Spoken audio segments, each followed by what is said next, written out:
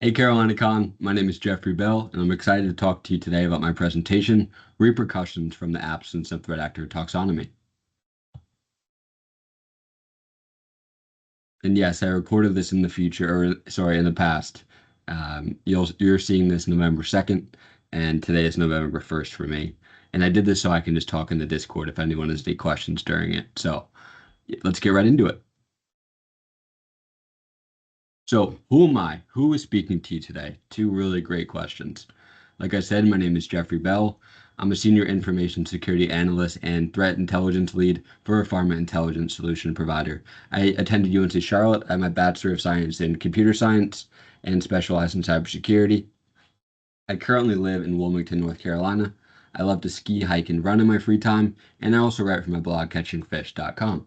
So if you like the content presented today, definitely check it out.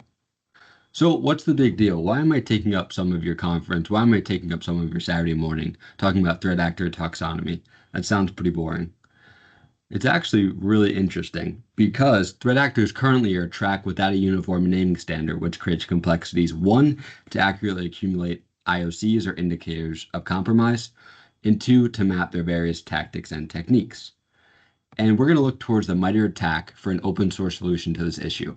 Like I said, MITRE ATT&CK is an open source framework, really a standard almost, where a knowledge base has been formed that kind of walks through the entire incident chain, all the way from like reconnaissance, how threat actors even choose who to attack, all the way to initial access, how they get in, execution, persistence, all the way to impact. So it's really cool. You can map out really any attack from start to finish, whether that be ransomware, phishing, DDoS, all this kind of stuff. So it's an awesome resource. So we need to first we need to kind of briefly talk about what a threat actor is and what are the different types. So I have asterisks here because there are more than three types of threat actors. You have your insider threat, etc. There's overlap, but we're just going to focus on these three buckets for today. So our first bucket is a criminal threat actor. Their motive is financial. Target industry is any vertical, really whoever can pay a ransom, extortion, has a financial department that might be tricked into changing where money gets wired to, etc. An example actor is Scattered Spider, famous for their Las Vegas casino breaches last year. Next, we have a state-sponsored or nation-state threat actor. Their motive here is geopolitical or financial.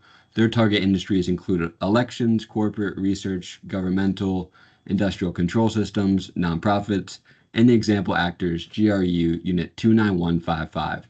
This is one of Russia's intelligence units. CrowdStrike calls them Ember Bear.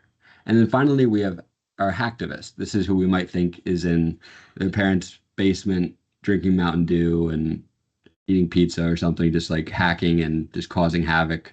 But in reality, hacktivists can be really sophisticated threat actors. Their motive is either social or political. Their target industries are corporate, governmental, religious individuals, or even individuals. An example hacktivist threat actor is SeedSec. If you're following the 2024 election, you may be familiar with the Heritage Foundation. They released the Project 2025 plan. SeedSec, the threat actor group, didn't agree with the ideology in that plan. So in kind of retaliation, they attacked the Heritage Foundation. They released a bunch of information. So that's what we would call a hacktivist attack there. So let's do a quick case study. Let's pretend all of us watching this are working in the SOC and we're getting all these different alerts as the day kind of goes on, but we start seeing a lot of different alerts related to our firewall logs. We're seeing different IP addresses mentioned. So we're going to do a quick Google search and we're going to see that, a threat actor named Kimsuki comes up in VirusTotal, threat feeds, all of this kind of stuff. So, okay, what is Kimsuki doing? We find out it's a North Korean threat actor. So we're going to start gathering different IOCs. Like, what else does Kimsuki attack? Should we look at our VPN logs? Should we look at our email logs? Like, what do they do? But as we start gathering all this information, we see Kimsuki being referenced sometimes like in parentheses next to another name, sometimes in a footnote. And in reality, we have 16 different names that we find out that Kimsuki goes by or are used in the industry to refer to Kimsuki. And I wasn't kidding. There really are 16 different names to refer to Kimsuki, all the way from all caps, letters, numbers, a mix of the two, kind of hyphenated words, separated words. So yeah, no standardization here. And yeah, this can be pretty confusing, especially in a crisis scenario when we're trying to find out if our organization, if our network is compromised. So let's talk about how this happens. So I have here five big players in the threat research provider field: your CrowdStrike, Unit 42, Mandiant, Microsoft, and Recorded Future. All of these teams have full-time intelligence analysts. All of these teams are doing incredible stuff. Either they're collecting awesome telemetry either by their EDR, they're doing incident response engagements, they're kind of doing their own threat hunting. So they just have access to a ton of information, which puts them in a really awesome spot, and that can help a lot of people in the world, really. So with all this telemetry, they're going to start trying to decipher and make sense of common things they're seeing. Maybe they keep seeing that a lot of phishing attacks are originating from a certain IP address, a certain domain. So they might have eventually enough information they can find what kind of malware this group's using, what kind of ransomware variant they're using, and eventually they're going to try to form a threat actor. A threat actor, and a threat actor could be a one person, it could be a group. It really just depends. But a threat actor, it's easy just to think of like a bad thing is happening. It could be a group of people or it could be one person. So CrowdStrike's going to come in here and they're going to start trying to identify. They think there's enough telemetry that they're seeing that they can maybe start identifying a threat actor. They're seeing some IP addresses, some domains, maybe some servers, stuff like that. So they're seeing part of this threat actor here. Unit 42 is saying, hey, I saw one of those domains CrowdStrike, but I also found a bunch of other stuff. Maybe I found some other servers, all this kind of stuff. Mandiant saying, I found a little bit of what you did, Unit 42, but I found a lot of my own stuff. And then Microsoft and Record Future are kind of following that same model. However, what you can see here is while there is some overlap, a lot of this is completely separate. There's really a complete kind of rectangles and circles around different parts of this threat actor. So we're not seeing the whole threat actor, we're seeing different pieces. And because none of these vendors are talking to each other really and communicating, we're having blind spots. CrowdStrike's kind of blind to what Microsoft is seeing, and vice versa. Record Future's blind to some of what Unit 42 is seeing. So it's not a great situation, and it really is not benefiting anybody. So what's going to happen next? How are they going to form a name with this? So they're going to take this already fragmented and segmented information and they're going to beam it up to their intelligence departments, who are then going to go through their process of, and they all have different processes, how they kind of define this, if there's enough information to actually classify this this list of telemetry into a threat actor. But if they do have that capability, if the verdict or the threshold is reached, then they're going to have different ways to then classify that threat actor. CrowdStrike's going to use animal names. Think of scared spider, cozy bear. You can see here Russia equals bear. But then if we go to Unit 42, they use constellation in words. So Russia is Ursa in this case. Mandiant even doesn't even use country codes. They use generic to refer, and they call those APTs, or a financial criminal group would be FIN. Microsoft uses a natural disaster weather. Russia is called a blizzard, and Record Future uses color. So Russia would be blue. So just on here alone, there's four different ways to refer to Russia, China, all these different countries.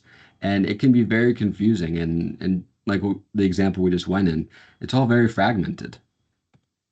So you might be asking, why is our naming system like this? And I wish I had a great answer. Let's look at two potential ones. The first would be marketing.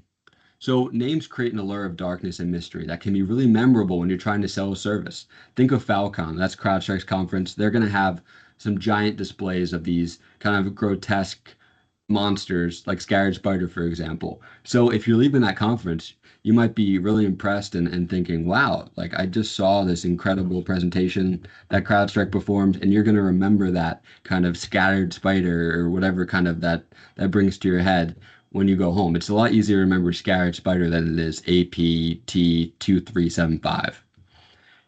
And next, because like I said before, these threat research providers, your CrowdStrike, your Mandiant, etc., they do incredible work and they're big business. People want these premium threat intelligence feeds and reports.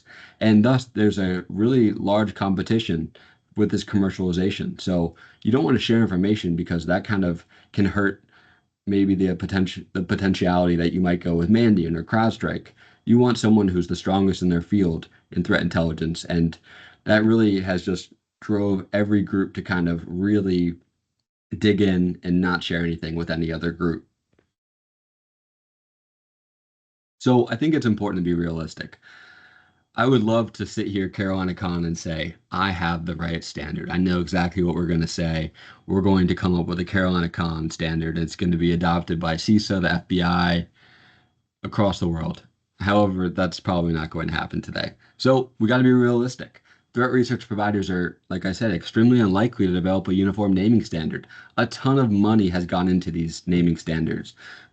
CrowdStrike has had Super Bowl commercials that kind of feature their Scared Spider brand.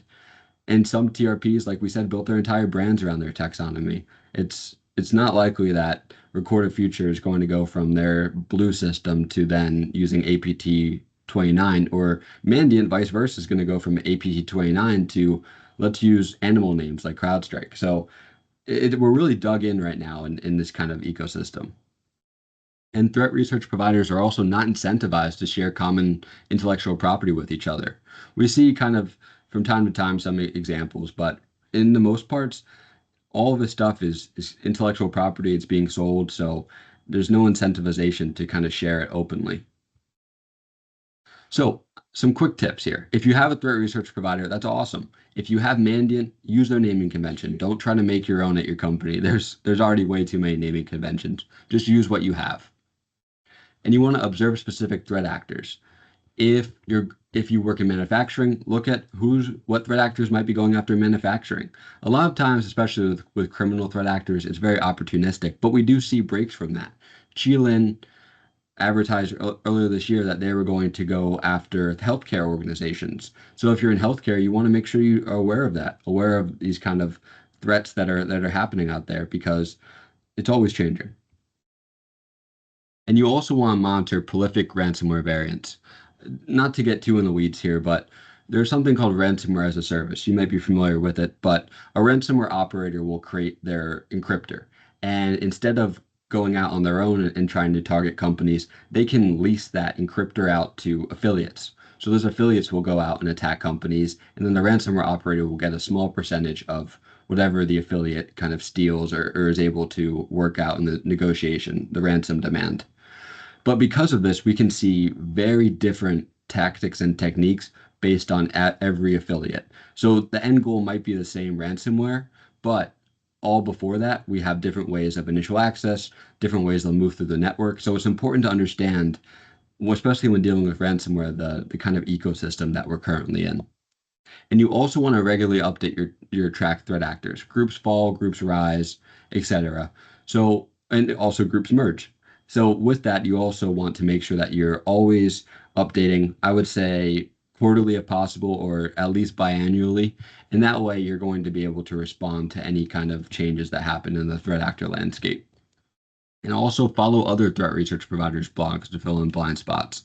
If I'm using Unit 42, I want to understand the threat actors that I'm tracking, what CrowdStrike calls them, what Mandiant calls them, what Microsoft calls them. Because when Microsoft, Recorded Future, etc., release some kind of open source reporting, maybe like a threat bulletin, I want to make sure I can respond to that. I want to read that report and say, oh, actually, my company, the way we track, we didn't know that Scared Spider uses this technique. That's really good to know. Let's add that to our list. So that's going to help fill in those blind spots that we have when you're only relying on one threat research provider for this information. And finally, ask your threat research provider if they share with MITRE ATT&CK. MITRE relies on references. They can't just receive a report from this IP address and kind of reference it. Everything that MITRE ATT&CK reports on in their biannually updates has to be vetted, has to have a source. So it's really important for threat research providers to publish this stuff open source on their kind of threat intel blogs and stuff like that. So MITRE ATT&CK can pick that up and incorporate it in their next update. If you don't have a threat research provider, it's not a big deal. We're in an age where there's a ton of open source reporting. You can get involved in the ISAC, which is an information sharing organization. You can also receive free quarterly reports from a lot of threat research providers. And then finally, you can use MITRE ATT&CK, which we're going to talk about. So using MITRE ATT&CK groups. So MITRE ATT&CK, like I said, it has this awesome kind of matrix for tactics and techniques, but also they have a CTI component. So there's a CTI tab on MITRE ATT&CK where you can see different threat actors. I also think they track software as well and campaigns, but we're going to focus on the threat actor piece. So if we go click on that threat actor button, we're going to see all of these different threat actors in kind of this table format. So let's look at Scattered Spider like we've been talking about. We see Scattered Spider referenced in blue with that name here, but we also see all of the different names that Scattered Spider has. So if I'm using, I think some of these are Microsoft and Unit 42 names. So if I'm using Microsoft, for example, even though MITRE has the official name of it, Scattered Spider, you can have a way to say, oh, okay, they're talking about Scattered Spider, but I'm calling it Octo Tempest or something like that. So let's click on Scattered Spider. Like I said, we can see those associated group descriptions and those awesome references that I was talking about. And we can see here when it was last modified, MITRE does 2 updates per year. So I believe, yeah, it should be 2 updates per year. So it's important to understand that. They actually just did a release October 31st, which is awesome. So definitely check that out. Some great new information in there. And you can also read kind of a nice summary about Scattered Spider. Maybe you're not super familiar with it, and maybe you want to have a better understanding going into a threat hunt, or just if you've seen some interesting telemetry on your network. It's good to understand that. So let's keep going down the page and let's look for the techniques used. This is one of the awesome, I think that's a word, awesomest, most cool. That might not be a word either, but that's one of the best parts, in my opinion, of this threat actor tab. So if we scroll down, we're able to see Scattered Spider uses all of these different techniques. For example, they use account discovery email accounts. So Scattered Spider has accessed Azure AD, now called Entra, to identify email addresses in the past. So that's really important to know. Like that could be a great opportunity for us as defenders to look for any event logs for that kind of stuff in Entra. And Entra is great logging, so we could definitely see that. So it's important to understand the techniques that Scattered Spider uses. And if you click on this right here, the account discovery email account, that will take you to the actual technique. It will have a technique ID, which you can see there, and then it's a sub technique of that. And in that sub technique, it will have a great description about what that means and what other threat actors have been seen to use that, mitigations and detections that you can build. So that's really good stuff. And what you'll find here is by knocking out or by hardening the ability to identify email accounts being discovered, that's also going to not just prevent Scattered Spider from abusing that, but other threat actors. That's the really value of MITRE ATT&CK. You're going to see very quickly that no one threat actor is doing something alone. It's working, right, for a lot of threat actors. So they're going to follow that process of following what works. They don't have to reinvent the wheel if something's already working, right? So that's a really important thing to keep in mind. So let's go in the top right corner and click on Attack Navigator Layers. This is where, in my opinion, I'm more of a visual learner, and this is where it really comes into play. So here is our MITRE ATT&CK matrix, just part of it. There's obviously more further off on the page, but we can see some tactics up here on the top: reconnaissance, resource development, initial access, and we can also see some colors that are filled in to some of these techniques here. So this is really interesting because this tells us, oh, Scattered Spider is using these filled in, these highlighted techniques. So that's really important for us to know. However, what we're seeing here is a lot of white space. So, and just like we can see this, Scattered Spider can see this too. So Scattered Spider is infamous for spear phishing voice. So they'll call your help desk and they'll ask to reset. They'll pretend to be a user and ask to reset MFA. That's how they get initial access, and that's also how they get persistence in the network. So maybe Scattered Spider says, oh, it's so reported that we do this. Let's switch over to initial access via phishing or initial access via content injection, something like that, drive-by compromise. So they can have access to this too. And we don't want to have any blind spot. Maybe one threat research provider has saw that Scattered Spider uses content injection, but it's not being reported right now. So we're kind of blind to that information unless you have that one particular threat research provider. And it's so important here as we're kind of jumping around and seeing how Scattered Spider goes all the way from reconnaissance, how they discover information about a company, all the way to impact. So we want to kind of see how that attack is mapped across as the attack continues. So imagine we had a matrix like this, filled in completely by different threat research providers. Every threat research provider has their own color. They can brag about how much information they're sharing with MITRE. We can even have like a darker color or something like that, or maybe a single color when there's multiple different threat research providers saying, yep, we saw this attack, we saw this technique. And what that will do is that just strengthens the kind of trust in, okay, this is something we definitely need to lock down. Multiple threat research providers have observed that this is happening. So this would be an incredible way, and we're really going to fill in those blind spots. Every threat research provider is going to be able to say, I observed this, what did you observe? So it's going to create a stronger security posture for all of us. So finally, some key takeaways. Threat actor taxonomy is a mess, but investing in MITRE yields centralized mapping across TRPs. What we have right now is quite literally not working. So we have to get creative, and we have to look at what already exists and strengthen that together as a collective. Here are my references, and thank you so much. I'll be responding in the Discord if there's any questions, and please follow me on LinkedIn. And yeah, have a great rest of your conference.